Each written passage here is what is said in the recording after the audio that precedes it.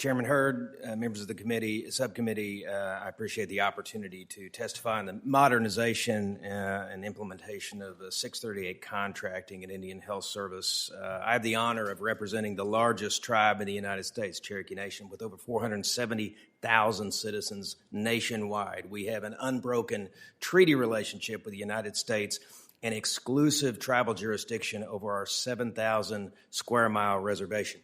Across that reservation, we operate the largest tribally run health system in Indian country. Last year, our hospitals and clinics handled more than 2 million patient visits. That equates to 3 million patient services across 11 health facilities. We deliver first-class service in state-of-the-art facilities. All of that is possible because of 638 self-governance. 638 has been transformational. We've replaced outdated facilities. Those facilities include the largest joint venture facility in the country, which also happens to be the largest outpatient facility in Indian country. We're building Indian country's largest hospital on a campus that includes the Oklahoma State University College of Osteopathic Medicine, which is only on that campus because of our 638 self-governance activities. It is a med school, by the way, that is shattering records for Native student graduates. And most recently, 638 enabled us to assume operation of the Claremore Indian Hospital.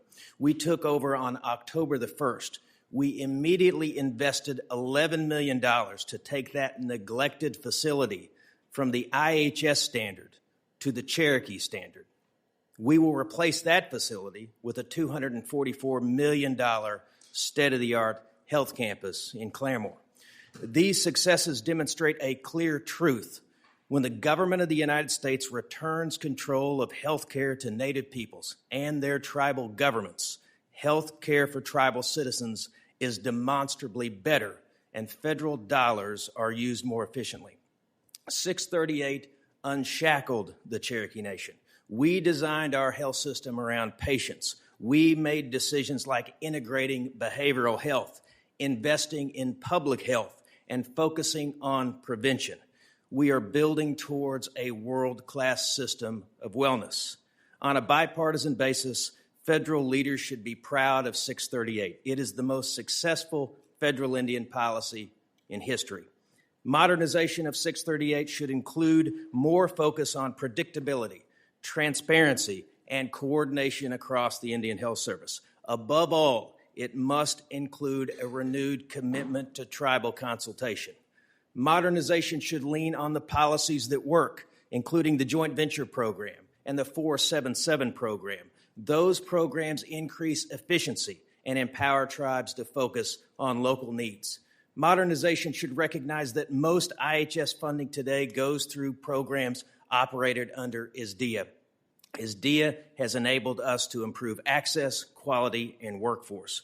Modernization also means aligning the federal budget with trust and treaty obligations. Those obligations are best met by making IHS appropriations mandatory, and that includes contract support cost and 105L leases.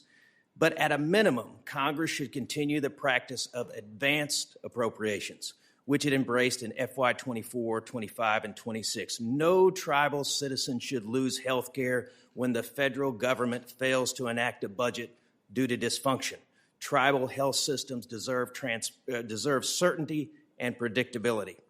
Some recent issues unique to Cherokee Nation have exposed some structural concerns at IHS that undermine 638 contracting. 2 days ago, after more than a year of working on our end, IHS announced a new process for transferring the land title at Claremore from federal enclave status to tribal ownership. This will impact operations and public safety.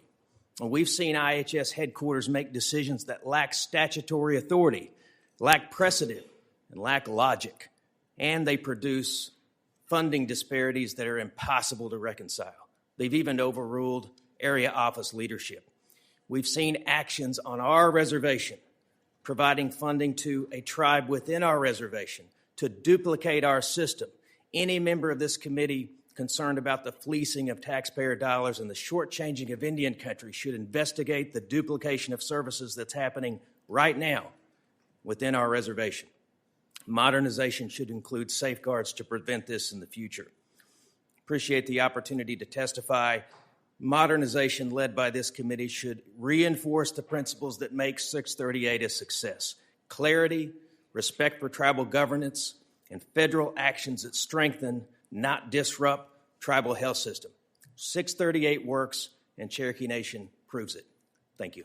Thank you very much, Chief Hoskin. At this time, I'd like to recognize Mr. Abrahamson for 5 minutes. Mr. Abrahamson.